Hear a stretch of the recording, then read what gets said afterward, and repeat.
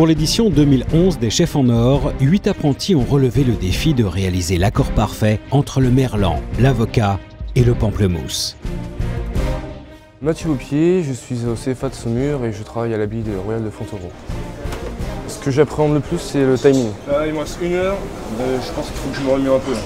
3 heures pile, voilà. La chose qui m'a donné envie de faire ce métier, c'est quand j'étais petit, je voyais ma grand-mère et ma mère faire de la cuisine. J'étais toujours le premier à aller chez les plats, tout comme ça, donc ça m'a toujours plu. Jérémy Bessafre, apprenti au Bristol, CFA Médéric. J'essaie d'oublier mon stress, j'ai la pression vis-à-vis de moi et mon plus grand ennemi, c'est moi.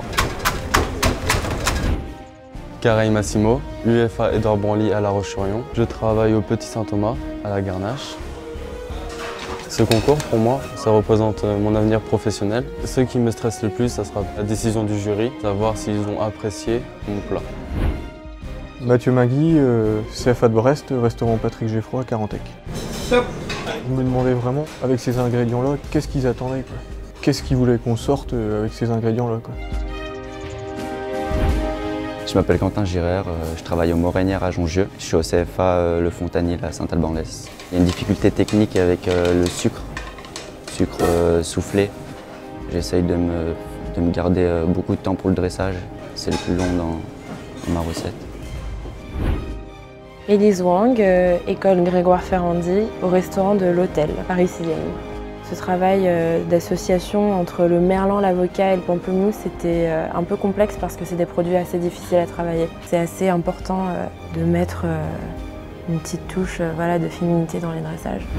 Donc, je m'appelle Quentin Bourrachot, je travaille à l'abbaye Saint-Ambrois à Bourges et j'étudie au CFA de Turly à Bourges aussi. Mes parents en restaurant, je suis né un peu dans un restaurant, dans une cuisine. J'ai toujours été dans les pâtes à mon père, derrière le fourneau. Vélage Judicaël, CFA de Foix, apprentissage, restaurant Le Foicade. J'aime bien la cuisine, c'est une passion. La difficulté de ma recette, ça sera le soufflé. Jeunes espoirs de la gastronomie, ils incarnent la nouvelle génération de la cuisine française. Mon objectif est d'ouvrir mon restaurant et pourquoi pas devenir chef étoilé. Au cours de cette épreuve, ces chefs en devenir ont réalisé une association de saveurs inattendues, imposée par le président du jury, Christian Lesquer. Ça appelle à un plat de fraîcheur, un plat de gaieté. Et pourquoi le merlan? Parce que le merlan, c'est un produit tellement délicat, tellement bon aussi en bouche que pourquoi pas le faire à un concours d'apprentis. Un véritable challenge pour ces candidats ambitieux, soucieux de démontrer leur talent et leurs différences. J'ai choisi de ne pas cuire les éléments. Évalués sur leur technique et leur créativité, ils ont dû suivre quelques règles essentielles. Au niveau technique, il faut être minutieuse, comme pour tous les plats, je pense, des candidats. Et dans les cuissons, il faut bien gérer. Et surtout, le temps, il faut bien le gérer. Respecter les produits. Maîtriser les cuissons. Il y a des difficultés sur les temps de cuisson et les températures de cuisson. Révéler les saveurs. Et surtout, résister à la pression pour réaliser leurs recettes dans les temps. Il manque une assiette, il manque une assiette. 3 mois de travail pour 3 heures de concours. 15 secondes. Un seul mot d'ordre.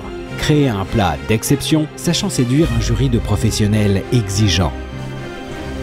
On veut de l'acidité, on veut des choses et c'est pas... Ils sont les futurs grands chefs de demain. C'est agréable, c'est vivant. C'est un monde super vivant où on partage beaucoup de choses. Mais aujourd'hui, il n'en restera qu'un.